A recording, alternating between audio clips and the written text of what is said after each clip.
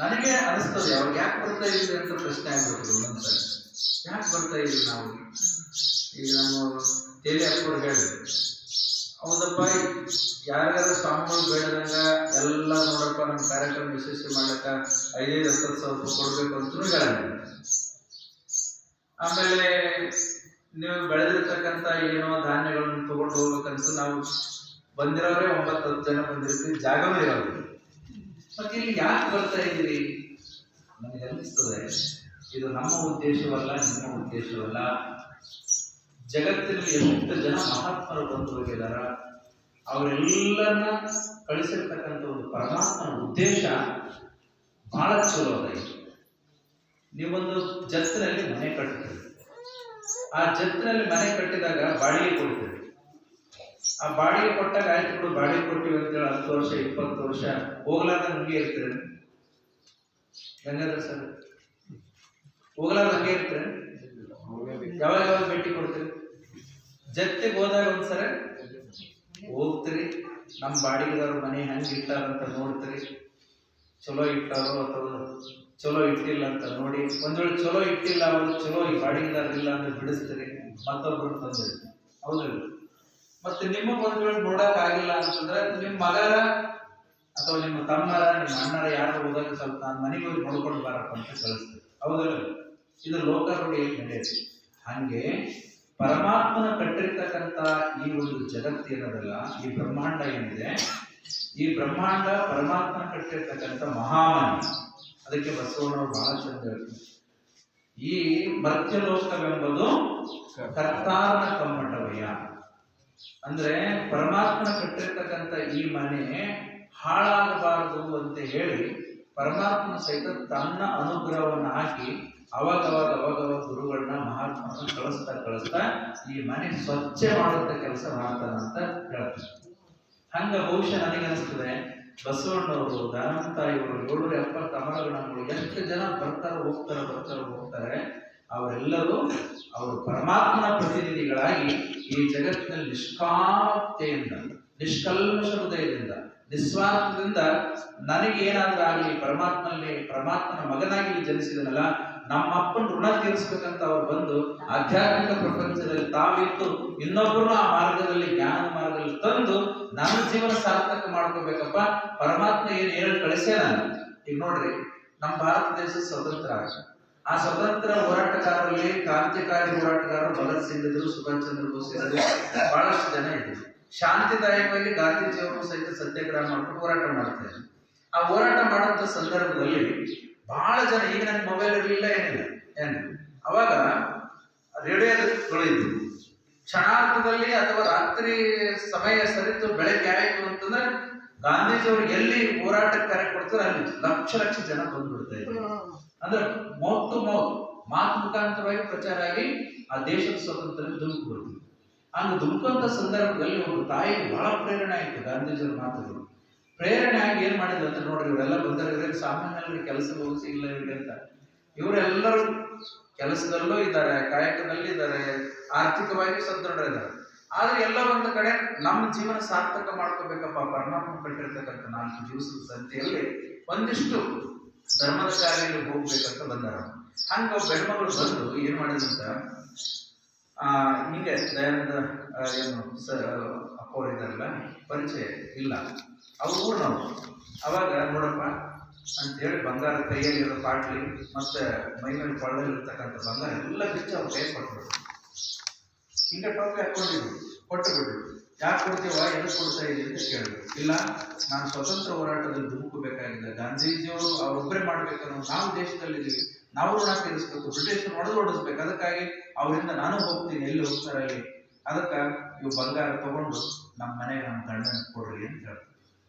ನೋಡ್ರಿ, ಅವಾಗ ಆ ಮನುಷ್ಯ ಅಂತಾರ, ನಮ್ಮ ದಯಾನಂದ ಹಿರೇಮಠ ಅವರು ಅಂತಾರ, ಇವ ನನ್ನ ಮೇಲೆ ಹೆಂಗೆ ನಂಬಿಕೆ ನಿನಗೆ, ನಾವು 100 ಕಿಲೋಮೀಟರ್ ದೂರದಿಂದ ಬಂದೀವಿ, ಮತ್ತು ನನ್ನ ಕೈಗೆ ಬಂಗಾರ ಕೊಡ್ತಾ ಇದ್ದೀವಿ, ನಿಮ್ಮ ಮನೆಗೆ ಮುಟ್ಟಿಸ್ತಾರಂತ ಏನು ಗ್ಯಾರಂಟಿ ಅಂತ ಹೇಳ್ತಾರೆ. ಅವಾಗ ಆ ತಾಯಿ ಹೇಳ್ತಾಳ, ನನಗೆ ನಂಬಿಕೆ ಏನು ಅಂತಂದ್ರೆ ನೀವು ಹಾಕೊಂಡಿರ್ತಕ್ಕಂಥ ಗಾಂಧಿ ಟೋಪಿ ನನಗೆ ನಂಬಿಕೆ ಅದ, ಯಾವತ್ತೂ ಮೋಸ ಮಾಡೋದು. ಯಾಕೆ ನಮ್ಮ ಅಂತ ಹೇಳ್ತೀನಿ ಅಂತಂದ್ರೆ ಪರಮಾತ್ಮ ಸಹಿತ ನಮ್ಮ ಮೇಲೆ ನಂಬಿಕೆ ಇಟ್ಟು ಇಲ್ಲಿ ಕಳಿಸಿದ. ಈ ಮಗು ಈ ವ್ಯಕ್ತಿ ನನ್ನ ಅಂಶದ, ತಾನು ಉದ್ಧಾರ ಆಗಿ ಇನ್ನೊಬ್ಬರು ಉದ್ಧಾರ ಮಾಡದಂತ ನಂಬಿಕೆ ಇಟ್ಟು ನಾವು ಕಳಿಸೋಣ.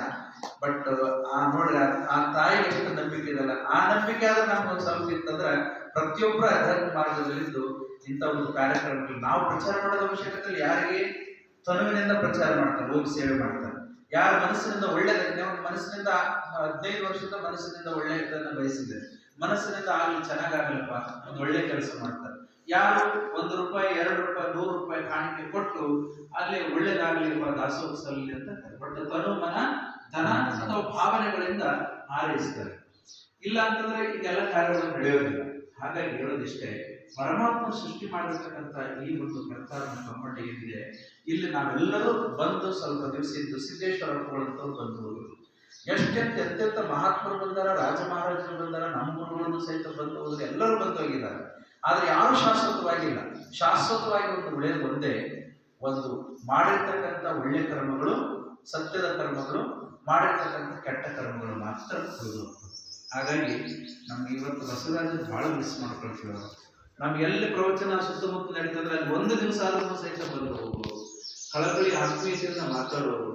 ಅವರು ಇಲ್ಲ ಅಂತಂದ್ರೆ ಎಲ್ಲೋ ಒಂದ್ ಕಡೆ ಮನಸ್ಸಿಗೆ ಭಾರ ಆದ್ರೆ ಅವ್ರ ಜವಾಬ್ದಾರಿ ನಾವೆಲ್ಲ ತಗೊಂಡು ಮಾಡ್ತೀವಿ. ಗಂಗಾಧರ ಇಲ್ಲಪ್ಪ, ನಾವು ಬೇರೆ ಕಡೆ ಪ್ರಸಾದ ಮಾಡ್ಕೊಂಡು ಹೋಗ್ತೀವಿ, ಈ ಸಲ ಮನೆಗೆ ಬಂದು ಮಾತಾಡ್ತೀವಿ, ಇಲ್ಲರಪ್ಪರೆ ಯಾಕೆ ನಮ್ಮ ಮನೆ ಪ್ರಸಾದ ಮಾಡಬಾರ್ದು ಅನಿಸ್ತದೆ, ನಾವು ಅಪ್ಪರು ಇದ್ರೆ ಮಾಡ್ತೇವೆ, ಇಲ್ಲದ್ರೆ ಇಲ್ಲೇ ನಾವೆಲ್ಲ ವ್ಯವಸ್ಥೆ ಮಾಡ್ತೀವಿ, ಬರೀ ಊರಿನವ್ರು ನಾವೆಲ್ಲ ಇದೀವಿ ಅಂತಂದಾಗ ನನಗೆ ಬಹಳ ಆನಂದ ಭಾಷೆ ಒಂದು ಕಡೆ ಬಹಳ ದುಃಖ ಅನಿಸುತ್ತೆ. ಯಾಕಂದ್ರೆ ಅವರು, ನಾವು ದೈಹಿಕವಾಗಿ ಬಸವರಾಜರನ್ನ ನೋಡಿರ್ಬೋದು, ಆದ್ರೆ ಆತ್ಮಿಕವಾಗಿ ಅವ್ರ ಆತ್ಮ ಈ ಕ್ಷಣದಲ್ಲೂ ಕೇಳ್ತಾ ಇದೆ ನಿಮ್ಮೆಲ್ಲರ ಮಧ್ಯದಲ್ಲಿ ಅಂತ ನನಗೆ ಅನಿಸ್ತಾ ಇದೆ. ಹಾಗಾಗಿ ಆ ಕಾರಣಕ್ಕೋಸ್ಕರ ನಾವು ಇರ್ಲಿ ಬಿಡಿ. ಅದಕ್ಕೆ ಸಾಕ್ಷಿ ಏನಂತಂದ್ರೆ ಬೈಕ್ ಬಂದಾಯ್ತು, ಹೊರಗಡೆ ಬಂದಾಯ್ತು. ಈಗ ಎಲ್ಲೆಚ್ಚಿವಿ ನಾವು ಒಳಗಡೆ. ಅಂದ್ರೆ ನಾನು ಇಷ್ಟು ದಿವಸ ಹೊರಗಡೆ ನಿಮ್ಮನ್ನು ಇಟ್ಕೊಂಡು ನೋಡ್ತಾ ಇದ್ದೆ, ಈಗ ಅಂತರಂಗದಲ್ಲಿದ್ದ ನಾನು ಎಲ್ಲರ ಆತ್ಮದೊಳಗೆ ಇದ್ದೀನಿ ಅಂತ ಸಾಕ್ಷಿ. ಅದಕ್ಕೆ ಗುರುವೊಳಗಡೆ ಮೈಕ್ ಇಟ್ಕೊಂಡು, ಅದಕ್ಕೆ ನಾವು ಯಾರೇ ಇರಲಿ ಇವತ್ತು ಅವರಂತ ಒಬ್ಬರನ್ನು ಹೇಳ್ತಾ ಇಲ್ಲ, ನಾವಿದ್ದಾಗಲೂ ನಾವು ಒಳ್ಳೆ ಕಾರ್ಯಕ್ಕೆ ಸಹಕಾರ ಮಾಡೋದು, ಹೋದಾಗಲೂ ಆತ್ಮಿಕವಾಗಿ ನಾವು ಇದ್ದೇ ಇರ್ತೀವಿ, ನಮಗೆ ಗೊತ್ತಾಗೋದಿಲ್ಲ. ಅದಕ್ಕೆ ಅವ್ರು ಎಲ್ಲೇ ಹೋಗ್ಲಿ, ಆತ್ಮ ಎಲ್ಲೇ ಜನಿಸಿ ಬರಲಿ, ಅದಕ್ಕೆ ಆತ್ಮಕ್ಕೆ ನಾನು ಚಿರಕಾಲ ಶಾಂತಿಯನ್ನು ಬಯಸ್ತೇನೆ. ಯಾಕಂದ್ರೆ ಎಮ್ಮವರಿಗೆ ಸಾವಿಲ್ಲ, ಎಮ್ಮವರು ಸಾವನರಿಯರು, ಸಾವೆಂಬುದು ಸಯವಲ್ಲ. ಲಿಂಗದಲ್ಲಿ ಉದಯವಾದ ವಿಜಯಕರಿಗೆ ಆ ಲಿಂಗದಲ್ಲಿ ಅಲ್ಲದೆ ಮತ್ತೊಂದೆಡೆಯಿಲ್ಲ. ಲಿಂಗೈಕ್ಯರಾಗಿರ್ತಕ್ಕಂಥ ಶರಣ ಬಸವರಾಜ ಚೌಧರಿ ಅವರು ಕೂಡಲ ಸಂಗಮನಲ್ಲಿ ಲಿಂಗೈಕ್ಯ ಪರಮ ಪದವಿಯಲ್ಲಿ ಬಂದಿದ್ದಾರೆ. ಅವರು ಸಾಕ್ಷಾತ್ ಪರಮ ಸ್ವರೂಪಿಗಳಾಗಿರ್ತಾರಂತ ಭಾವಿಸ್ಕೊಂಡಿರ್ತಕ್ಕಂಥವ್ರು. ಹಾಗಾಗಿ ನಿಮ್ಮ ವಿವರಿಗೆ ಊರಿಗೆ ಏನೋ ಒಂದು ಜ್ಞಾನಬಂಧ ಇದೆ.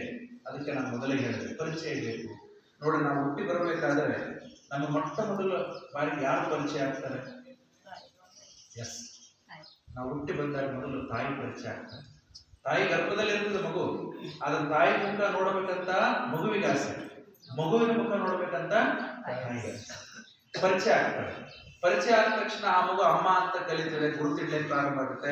ಅವಾಗ ಮೊಟ್ಟ ಮೊದಲ ಬಾರಿಗೆ ತಾಯಿ ಪರಿಚಯ ಆದ್ಮೇಲೆ ಎರಡನೇ ಪರಿಚಯ ಯಾರು ಮಾಡ್ಕೊಡ್ತಾಳೆ? ತಂದೆಯನ್ನು ಪರಿಚಯ. ಅವಾಗ ಅಪ್ಪ ಅಪ್ಪ ಅಪ್ಪ ಡ್ಯಾಡಿ ಡ್ಯಾಡಿ ಅಂತ ಹೋಗ್ತಾನೆ. ಆಮೇಲೆ ಅಪ್ಪ ಯಾರಿಗೆ ಪರಿಚಯ ಮಾಡ್ಕೊಡ್ತಾನೆ? ಗುರುಗಳಿಗೆ ಪರಿಚಯ. ಹೌದಲ್ಲ ನೋಡ್ರಿ, ಸರ್ವಜ್ಞ ಎಂತ ಜ್ಞಾನಿಗಳು. ತಾಯಿ ತೋರುವ ತಂದೆಯ, ತಂದೆ ತೋರುವ ಗುರುವ, ಗುರು ಭಾವಬಂಧ ನಮ್ಮ ಕಳೆವ ಸರ್ವಜ್ಞ ಅಂತ ಹೇಳ್ತಾರೆ. ಅಂದ್ರೆ ನಮಗೆ ತಾಯಿ ಮೊದಲು ಪರಿಚಯ ಆಗ್ತಾಳೆ, ಬಹಳ ಚಂದ ಪರಿಚಯ ಮಾಡಿಕೊಂಡು ತಾಯಿ ವಾತ್ಸಲ್ಯ ಪ್ರೇಮವನ್ನು ಪಡಿತೀವಿ. ತಂದೆ ಪರಿಚಯ ಆಗ್ತಾನೆ, ಜವಾಬ್ದಾರಿ ಸ್ಥಾನದಲ್ಲಿ ನಮ್ಮನ್ನು ಬೆಳೆಸ್ತಾನೆ. ಹಾಗಾಗಿ ಅಪ್ಪ ನಮ್ಮ ಜವಾಬ್ದಾರಿ ಅಂತ ತಿಳ್ಕೊಂಡು ಪರಿಚಯ ಮಾಡ್ತೀವಿ. ಆಮೇಲೆ ಗುರು ಸಿಗುತ್ತಾನೆ. ಆಧ್ಯಾತ್ಮಿಕ ಮಾರ್ಗದಲ್ಲಿ ನಾವು ಲೌಕಿಕವಾಗಿ ಹೋಗ್ಬಾರ್ದಪ್ಪ, ಆಧ್ಯಾತ್ಮಿಕ ಮಾರ್ಗದಲ್ಲಿ ಸದಾ ನೀನು ಇರ್ಬೇಕಂತ ಒಂದು ಸಂಬಂಧವನ್ನ ಕಲ್ಪಿಸ್ಕೊಡ್ತಾನೆ. ಹೇಳಿದ್ರಲ್ಲ, ಯಾವ ಸಂಬಂಧ ಅದು?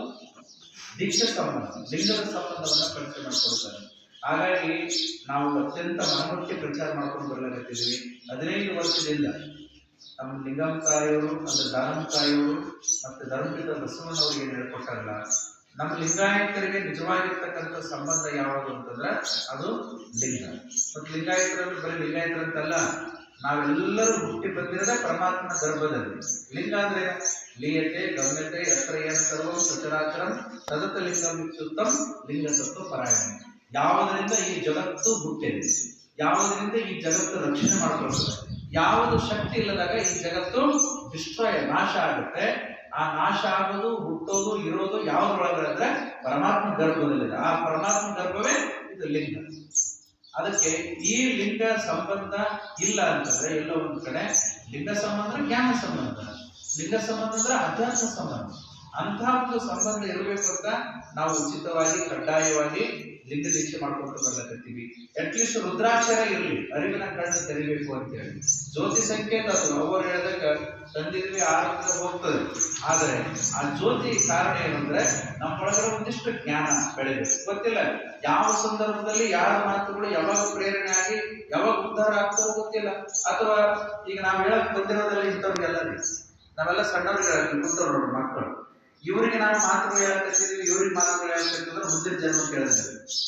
ಸಣ್ಣ ಮಕ್ಕಳಿಗೆ ನಾವು ಮಾತುಗಳು ಹೇಳಕತ್ತೀವಿ ಅಂದ್ರೆ ಈ ಜನ್ಮ ಕೇಳಿ, ಯುವಕರಿಗೆ ಮಾತು ಹೇಳಕತ್ತೀವಿ ಅಂದ್ರೆ ಈ ಜನ್ಮದಲ್ಲಿ ಮಾತು ಹೇಳಬೇಕು. ಅದಕ್ಕಾಗಿ ಎಲ್ಲೋ ಒಂದು ಕಡೆ ಗುರುವಿನ ಸಂಬಂಧವನ್ನು ನಾವು ಕಳ್ಕೋಬಾರದು, ತಂದೆ ತಾಯಿ ಸಂಬಂಧವನ್ನು ಕಳ್ಕೋಬಾರದು. ಇದು ಮೀರಿ ಸಮಾಜದ ಸಂಬಂಧ ಇದೆ. ಈಗ ಹೋಗ್ಲಿ ಬಿಡ್ರೆ ಅವ್ರು ಯಾರೋ 2 ಜನ ಪರಿಚಯದ ಗುರುಗಳು ಅವ್ರು ಬರ್ತಾರಂತ ಹೋಗ್ತಾರಂತ ಅನ್ಕೊಂಡು ಮನೆಗೆ ಇಟ್ಟಿದ್ರ ಅದಕ್ಕೆ ಯಾವ ಸಮಾಜ ಸಂಬಂಧ ಅನ್ಬೇಕು? ಗುರುಗಳು ಬರ್ತಾರಲ್ಲಪ್ಪ, ನಮ್ಮ ಆತ್ಮೀಯ ಗುರುಗಳು ಹೇಳ್ತಾರಲ್ಲ ಅಂತ ನೀವೆಲ್ಲರೂ ಸೇರ್ಕೊಂಡಿಲ್ಲ. ಇದು ಸಮಾಜ ಸಂಬಂಧದ ಪರಿಚಯ ಪ್ರತಿಯೊಬ್ಬರಿಗೂ ಬೇಕು. ನಿನ್ನೆ ನಾವು ಅಮೃತಸರ ಸ್ವಾಮಿಗಳು ಸಹಜವಾಗಿ ಒಂದು ಕರೆಸಿದ್ವಿ, ಬರೀ ಕೂಡ ನಮ್ಮ ಕಾರ್ಯಕ್ರಮಕ್ಕೆ ಅವರು ಬರ್ತಾ ಇದ್ದಾರೆ. ಅವರಂದ್ರು ಗುರುಗಳನ್ನು ಮಾಡೋದು ಬಹಳ ದೊಡ್ಡ ಕೆಲಸ, ಅಪ್ಪಗಳೇ ನಾವೇನ್ ಮಾಡ್ಲಕತ್ತೀವಿ ಈ ಭಾಗದಲ್ಲಿ ಬಹಳ ದೊಡ್ಡ ಕೆಲಸ. ಇಲ್ಲ ರೀ, ನೀವು 12ನೇ ಶತಮಾನದಲ್ಲಿ ಶರಣರು ಬಸವಣ್ಣ ಏನು ಕಳ್ಕೊಟ್ಟಲ್ಲ, ಜಂಗಮ ಕೆಲಸ. ಜಂಗಮ ಕುಂತಲ್ಲಿ ಕೂಡಂಗಿಲ್ಲ, ನಿಂತಲ್ಲಿ ನಿಲ್ಲಂಗಿಲ್ಲ. ಒಂದು ನೀರು ನೋಡ್ರಿ, ಅರಿಲಾರ ಅಲ್ಲೇ ಇಟ್ಟಂದ್ರೆ ಏನಾಗತ್ತದು ವಾಸನೆ ಬರ್ತದಲ್ಲ. ಅಂದ್ರ ಒಂದು ನೀರು ಅರಿಲಾರ್ದಂಗೆ ಅಲ್ಲೇ ಇದ್ರ ಬಲಿನಾಗಿ ವಾಸನೆ ಬರ್ತದ. ಹಂಗೊಬ್ಬ ಜಂಗಮ ಕುಂತಲ್ಲೇ ಮಠದ ಕುಂತಂದ್ರೆ ಏನಾಕನವ ಕೆಟ್ಟೋಕ. ಕುಂತು ನಿಂತು ನೀರು ಕೆಟ್ಟಂತ ಕುಂತ ಜಂಗಮ ಕೆಟ್ಟಂತ. ಹಂಗ ನೀವು ಜಂಗಮ ಆಗಿ ಎಲ್ಲ ಕಡೆ ತಿರುಗಾಡ್ಕೊಂತ ನಮ್ಮಂತ ಗುರುಗಳಿಗೂ ಸಹಿತ ಕಮ್ಯುನಿಕೇಟ್ ಮಾಡ್ಕೊಂತ ನಾವು ಸಹಿತ ಕೆಲಸ ಮಾಡ್ಬೇಕಂತ ಪ್ರೇರಣೆ ಕೊಡ್ತಾ ಇದ್ರಿ. ಇದು ನಿಮ್ಮ ಕೆಲಸ ಅಲ್ಲ, ಇದು ಬಸವಣ್ಣನ ಕೆಲಸ ಅಂತ ಹೇಳಿ. ಅಂದ್ರೆ ಅದರ ಅರ್ಥ ಏನು? ಜಂಗಮರ ಕೆಲಸ ಅದು ಪರಿವರ್ತನೆ ಆಗ್ತಾ ಇರ್ಬೇಕು. ಅಂದ್ರೆ ಸಮಾಜವನ್ನು ಕೂಡಿಸ್ತಾ ಇರ್ಬೇಕು, ಸಮಾಜದ ಪರಿಚಯ ಇರಬೇಕು. ನಾವೆಲ್ಲೋ ನೀವೆಲ್ಲೋ ಎಲ್ಲೋ ಒಂದು ಕಡೆ ನೆಲ್ಲಿಕಾಯಿ ಇದೆ, ಮತ್ತೊಂದು ಕಡೆ ಎಲ್ಲೋ ಉಪ್ಪಿದೆ. ಅದನ್ನ ಕೂಡಿಸಿದಾಗ ಎಷ್ಟು ಸ್ವಾದ ಬರ್ತದೆ, ಹೌದಲ್ಲ? ಅಲ್ಲಪುರ ಅದನ್ನ ಹೇಳ್ತಾರೆ, ಎತ್ತನ ಮಾಮರ ಎತ್ತನ ಹೋಗಿ. ಎಲ್ಲೋ ಬೆಳಕು ಬಂದಿರ್ತಕ್ಕಂಥ ಕೋಗಿಲ, ಎಲ್ಲೋ ಇರ್ತಕ್ಕಂಥ ಮಾವಿನ ಮರ, ಅದ್ರೊಳಗೆ ಕುಂತುಕೊಂಡು ಕುರುಕು ರಾಗ ಹಾಡಿದ್ರೆ ಎಷ್ಟು ಸ್ವರ್ಗ ನಿರ್ಮಾಣ ಮಾಡುತ್ತಲ್ಲ. ಹಂಗೆ ಎಲ್ಲೋ ಒಂದು ಕಡೆ ನಾವು ಸಮಾಜದಿಂದ ದೂರ ಇರಂಗಿಲ್ಲ, ಸಮಾಜದಿಂದ ಒಂದಾಗಿ ಬಾಳ್ಬೇಕಂತ ನಾವೆಲ್ಲರೂ ಕೂಡಿ ಒಂದು 4 ಮಾತುಗಳನ್ನು ಕೇಳ್ತೀವಿ. ಮತ್ತಿಷ್ಟಾದ್ರೂ ಸಾಕಾಗಿಲ್ಲ. ನಾವ್ ಯಾವ ದೇಶದಲ್ಲಿ ಬೇರೆ ಬಿಟ್ಟಿದ್ವಿ, ಹೌದಲ್ಲ? ನಮಗೇನು ಗೊತ್ತಿಲ್ಲ, ಮಕ್ಕಳು ಹೇಳ್ತಾವ. ಭಾರತ ದೇಶದಲ್ಲಿ ನಾವಿದ್ದೀವಿ ನೋಡಿ. ಇವತ್ತು ಜಗತ್ತಿನಲ್ಲಿ ಎಲ್ಲಾ ದೇಶಗಳು ಯುದ್ಧದಲ್ಲಿ ಬಂತು. ಇರಾನ್, ಇಸ್ರೇಲ್, ಅಮೇರಿಕ ಬಡದಾಡ್ಕೊಳಕತ್ತಿರೋದ್ರೆ ಎಷ್ಟು ಸಾವಿರ ಜನ ಸಾಯಕತ್ತಾರೆ.